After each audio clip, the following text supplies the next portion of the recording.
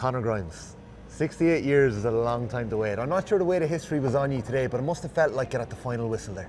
Yeah, absolutely. Just so much goes into it now, like to try and get across the line, like to actually achieve it. You dream about it, and like 10 years up here now, like with this group soldiering, and yeah, there's been so many tough times, you know, like then Division 4, Division 3, but kind of I suppose for this core group, the last 5 years, you know, we've kind of really committed to it, put our shoulders to the wheel, and yeah, we started getting results, and some people came in, some people left, and yeah, it's just an accumulation of a lot of hard work over the last few years, and yeah, it's just been unbelievable. Just the release when that final whistle went was just unbelievable. What did you do? I just fell on the ground. I just couldn't believe that was it. Like, I dreamt of this moment, just sitting in there in the green room, just with the lads, and yeah, you try and think of the process and like keep coming back to like you have a job to do, like, but ultimately, like, this is the feeling that you're chasing all the time, and it's hard to remove that, and it's hard, especially the rivalry with Meath, a healthy rivalry between the players, but there's just so much went into it, you know. It was such a big occasion for both sets of teams, but yeah, it was just amazing when that final whistle went. Just to be on the right side of it was unbelievable. The brilliant work that's going on in Louth, right, is phenomenal, and the treble is on, right? Minor, 20s, and now senior Leinster champions. The minor final is still to come. We might come back to that in a second, but the journey that your team is on, right? And I've kind of two parts to this question. You get to one Leinster final to Dublin, you're beaten out the gate. Last year, you put on an unbelievable show, but just fall short. There's only 23,000 here. When Meath beat the Dubs, and you're facing them in a Leinster final, and the delirium takes off in both counties, the real expectation and excitement, and the noise and the colour today. It felt like an All-Ireland final today in Croke Park. How did you manage that, knowing that you have an unbelievable opportunity, but nothing can be taken for granted? Yeah, like, that's the thing, like, you know, as soon as Meath bet Dublin, like, I think everything just escalated that little bit more, you know, like, obviously, like, you have to give a shout out to that Dublin team, like, you know, they're a generational team. Everyone was saying Leinster's dead, but like, for a lot of ways the GAA was almost dead, you know. That Dublin team were generational, like, you'll never see the likes of that again, like, with players the calibre that they were, so they deserve huge credit for what they did. And then as soon as Meath toppled them 2 weeks ago, you know, then everything started escalating, like, and it's hard to ignore that as a player. Like, you're obviously involved in it, you have to go to work on Monday morning, you have to go, like, so it's kind of, you're around it all the time, but you're trying to remove yourself as much as possible.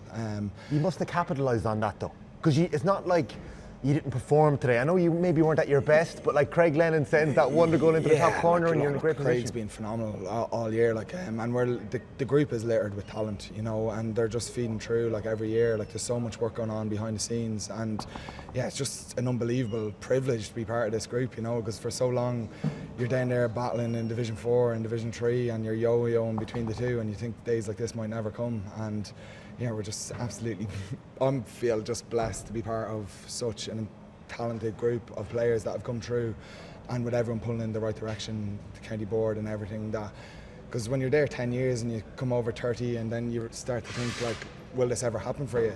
And yeah, look, you're just blessed to be part of it. It's a powerful thing, I think, the energy behind Louth at the minute. Like, there's momentum there. The county have kind of caught fire with Gaelic football.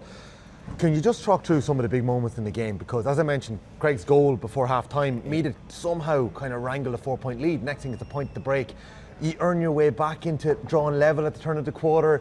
Then you're kind of on top, and it was like, where are Meath going to get the ball? They couldn't get on top of midfield. Costello gets that goal, but your response from there, Craig, talk us through that. Yeah, Conor. like, it was unbelievable. Like, I suppose we've learned so much through the National League. Everyone's kind of learning on the go, you know, with these new rules, and there's been such huge momentum shifts throughout. So we kind of talked about, you know, not to panic. Meath will get purple patches where they get on top of us, and we just have to battle hard through those periods and not panic as a group. And in fairness to the lads, they're so composed on the ball. Like, we talked through every scenario. We knew that we were going to find ourselves in that situation, and we just had to mind the ball as best we could. You know, we didn't want to give Meath a phenomenal team. They've got some really, really good forwards, so we knew if we gave them a chance that they would capitalise on it. So yeah, we just had to stay calm and composed, and it's so difficult with 70-odd thousand people there screaming, you know, like, we're not used to atmospheres like that. And yeah, it's difficult when you're on the pitch, you know, you feel your legs start going like jelly, but you just battle and you stay in the moment as best you can, and thankfully today it all worked out. Well, look, the manner in which he managed those last 5 minutes, from when Sam's 2-point free goes over the bar to put you into the lead, before Craig gets the winner, even after that, it was expertly done. It was reminiscent of the dubs in the 2017 final against Mayo or the 2019 final against Kerry when they were a man down. Like, you didn't give Meath a chance. Yeah, absolutely. And look, I suppose it does come, like, this is 5 years in the making, you know, it doesn't just happen overnight.